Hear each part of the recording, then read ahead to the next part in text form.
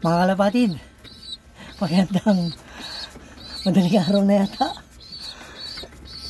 Kailangan ko mag-update uli sa YouTube channel ng Mahal na Panginoon. Kung maalala nyo, itong nakaraang binlag natin, ito pa rin yun, pero malalaki na inakay niya. Yung malilit pa noon, ayan, ito. Ilapit mo, Chad. Ayan, malaki na ito. Ito yung bago niyang inakay. Yung maliit pa dati. Yung pinakita ko sa inyo yung nakaraan, yung hiniwalay natin, kulay ano yun, parang medyo may pagkakalawang ang kulay. Ito, ngayon naman, yung dalawang inakay na nagsilaki na, ito yung isa. Ito. Blue bar ang inilabas. Yung nakaraang magkakulay, pero ngayon hindi. Kasi itong isa, ito yung lalaki, yung blue bar na inilabas. Nagmana sa nana yung kulay. Itong babae, itong mas maliit, medyo humawig naman sa tatay. Pero hindi siya kagayang-kagaya. May pagkaano yung kulay niya. May pagkabatik ng konti. Ayan. Lapit na siya. Ito. Ang bilis, di ba? Isang buwan pa lang tayo nung nag-vlog. Yan, malalaki na. Hindi ko na nga nasingsingan. Ayan. Medyo parang may pagkabatik-batik ng konti. Yan. May pad, sandali. Hindi siya na yung mahawakan. Ayan.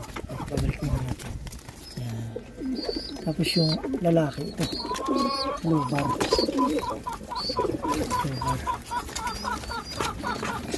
Ito. Malaki na, di ba? Isang buwan pa lang yung nakaraan. Sandali. Magandang klase. Pinitilit kong paramihan kahit mahirap mag-maintain. Mahirap ang maintenance. Talagang magastos. Lalo ngayon, mahal ang mga bilihin. Walang hindi nagmamahal. Pati mga patuka. Ayan. Ito yung lalaki. Mas malaki siya. Ganun yung ma-identify sa hayop eh. Parang sa tao rin niya. Pag mas malaki, yun yung lalaki. Sa magkapatid. Tapos yung nakaraan, yung isa nating binlag, yung nandito sa kabilang kulungan, malaki na rin yung inakay. Pero mas maliit kaysa dito sa dalawa. Tingnan nyo. Chad, ilipat mo. Ayan. Hindi ko pa masyadong kita kung anong kulay itong ilalabas niya. Hindi ko pa masyadong kita. Yung maliit pa. Ayan, blue bar. Blue bar pala. Ayan, medyo malaki na. Pero makikita nyo, baby pa talaga siya. May dilaw-dilaw pa na balahibo sa ulo. Ayan, nangihingi. Oho na. Sige natin ang inumin. Hindi ko pa kasi napapainom. Pinatuka ko sila kanina yan. Painumin muna natin. Medyo ibaba mo siya dyan. Painumin nila yan yung inakay nila. Hindi pa marunong pag maliit pa eh. Pero pag medyo malalaki na, marunong na uminom mag-isa sa katumpa. Ayan. Ayan. Pinapainom ng nanay. Ganyan sila magpainom eh. Kulang yan. Dapat istakan mo talaga. Kasi mamaya, iinom pa ulit yan. Yan. Pero bukod dito, meron akong bago ipapakita sa inyo na isa sa pinakamagandang lahi ng mga kalapati na binibreed natin. Nag-produce naman ng parehas blue bar na kulay na inakay. Pero ang pinanggalingan checkered.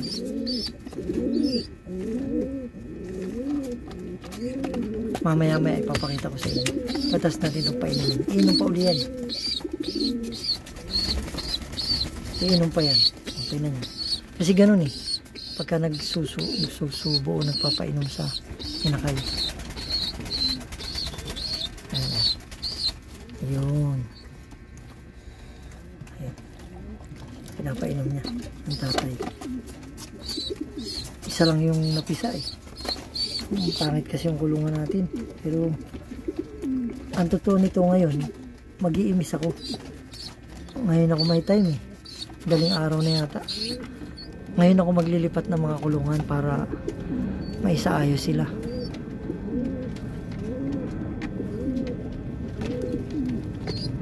Iinom pa siguro yan. Ayan. Hindi pa talaga marunong yung inakay uminom. Pero pag medyo lumaki yan, matututunan niya yan. Tuturuan niya ng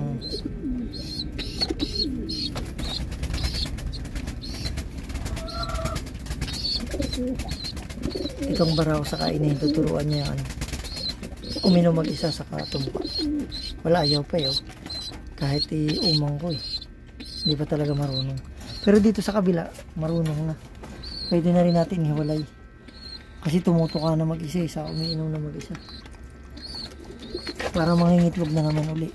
Wala pang bagong itlog. Pero kung nakaayos yan, kung malalaki ang kulungan nila, saka maraming area, ano yan, mas mabilis mangitlog. Yan, tinan nyo, umiinom na yung mga inakay niya. Marunong na eh. Tumuka na rin mag-isa. Kanina yan, pinainom ko na. Pero mabilis lang mauhaw. Kasi mainit ang panahon eh. Sa kapag bagong kain, pinatuka ko yan kanina eh. Ayan.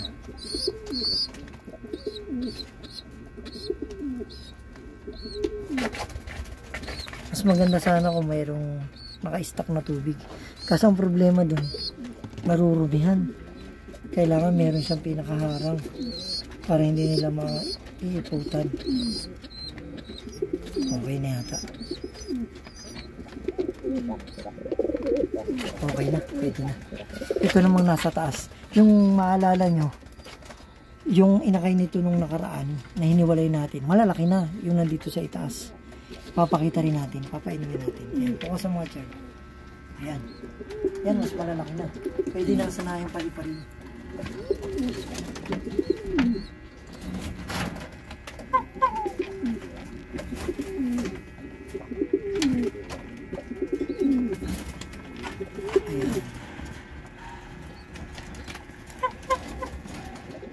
Ito yun, yung hiniwalay natin nung nakaraan yan, malalaki na.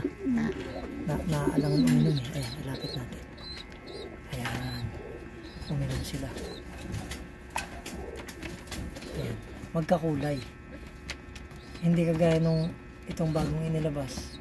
May nagmana sa tatay, may nagmana sa nanay na kulay. Ito pareha sa tatay. Ayan. Okay na. Ipapakita ko sa inyo maya maya. Isa sa pinakamaganda talaga to na lahi. Sige, focus natin. Sandali lang.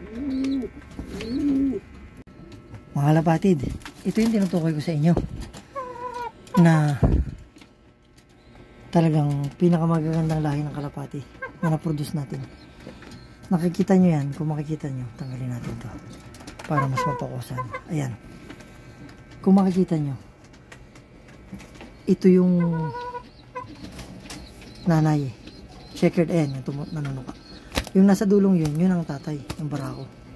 Tapang yung nanay kasi may itlog eh. Ayan. May bagong itlog na. Ayan.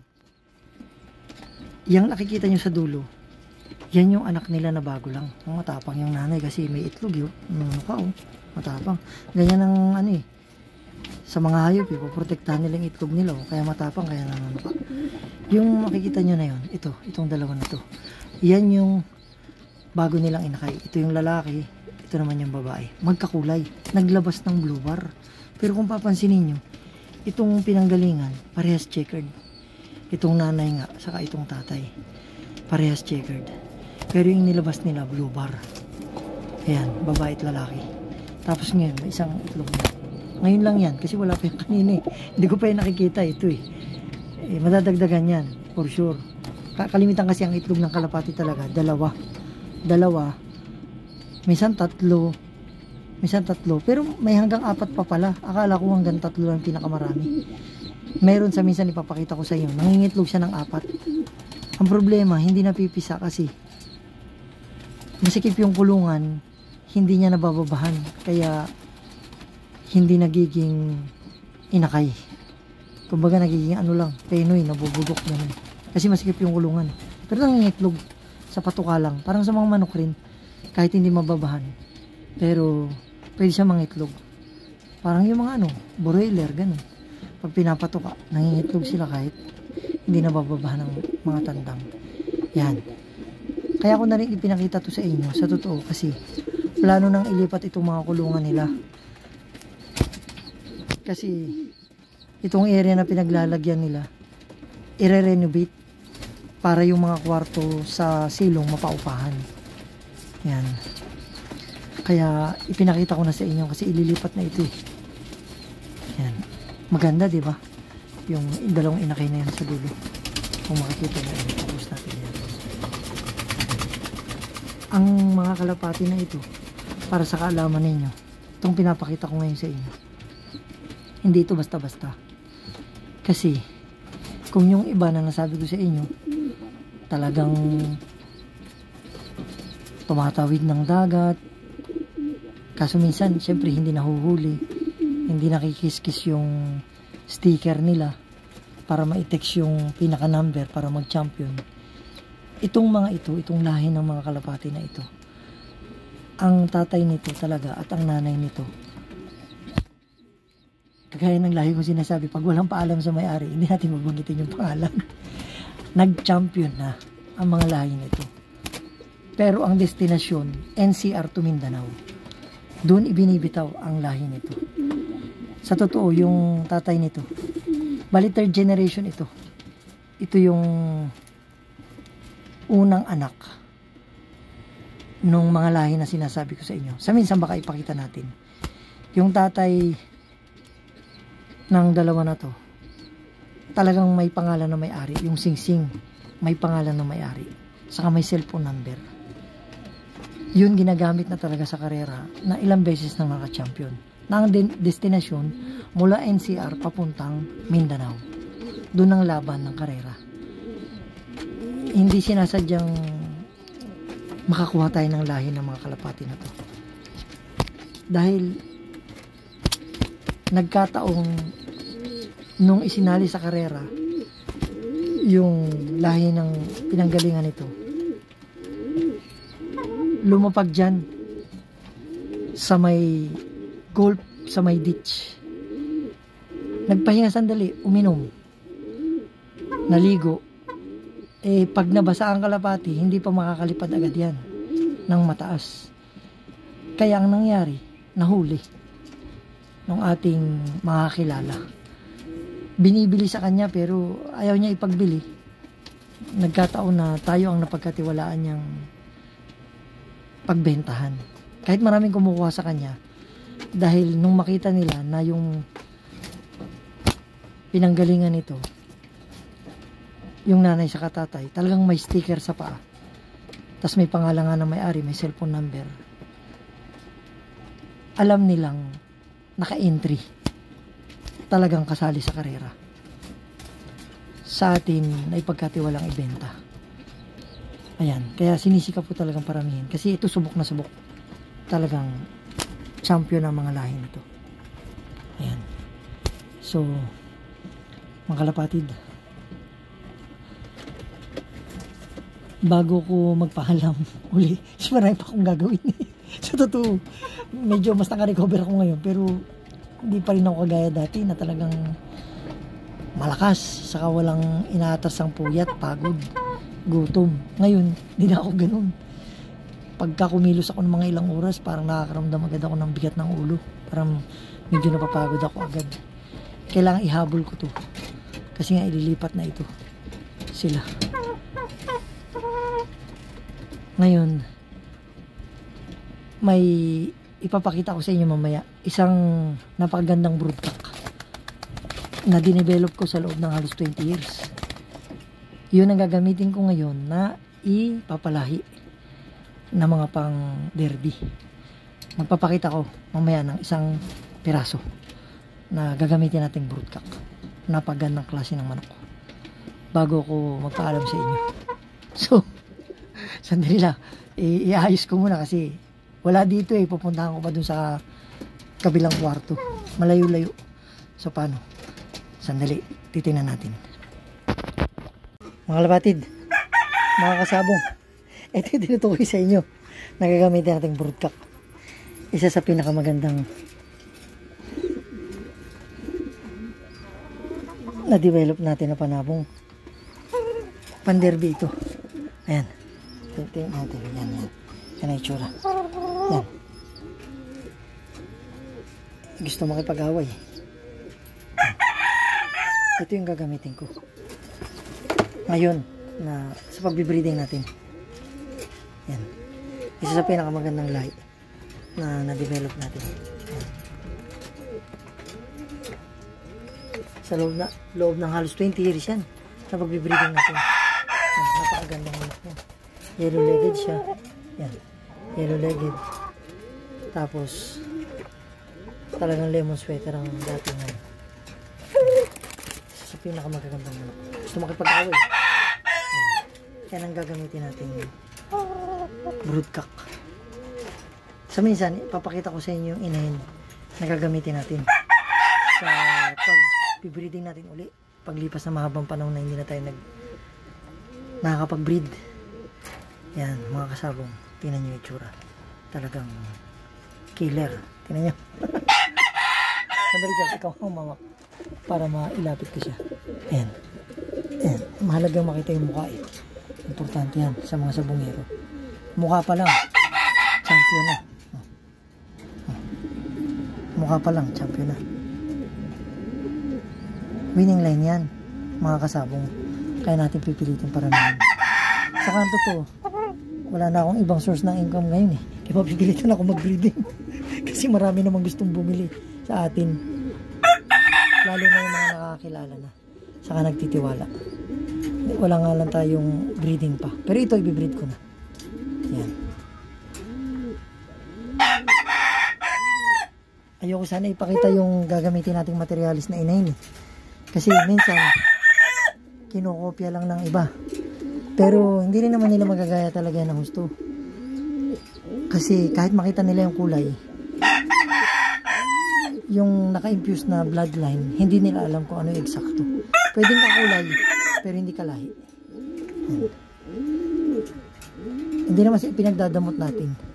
Pero syempre, tayo ang nag-develop nun sa loob ng halos 20 years. Iningatan natin na hindi basta makopya ng iba. Dahil mahirap na silang kalabanin. Kapag pare-parehas na kayo ng manok, yan ang problema sa sabong. So, ganun talaga sa business eh. Hindi mo pwedeng isabi lahat ng sikreto. So yan, makita nyo. Mga kasabong, diba napakagandang manok? O baka sabihin nyo, hindi pumapalo yan. Gusto nyong testingan ng konti. Balitin natin. Yan. Oh, yan na. Yan na. Oh, kumakapit pala eh. Talagang may tapang. Paano? Mga kasabong. Pinakita ko sa inyo ng konti na talagang winning line yan. Hindi yan aanga-anga. Pag alam niyang laban na, papatay talaga ng kalaban yan. So, kaya ako naisip idagdag na ito dahil namimiss na talaga ng iba natin mga kilala. Tinatanong ako lagi, may mga materialis ka pa nung mga winning line mo? Eh sabi ko, meron, kaso lang hindi pa natin na-breed. Pero pag lumipas pa yung panahon, pipilitin ko. So, mga kasabong, mga kalapatid, saka sa iba natin mga tagatangkilik, kaunting tagatangkilik ng YouTube channel ng Mahal na Panginoon. May God bless sa lahat ha. Pasensya na, ito pa lang yung mga naiba-vlog natin. Saka wala pa akong maibenta. Pero pipilitin ko na makapagbili kasi kailangan ko na rin talaga ng pera.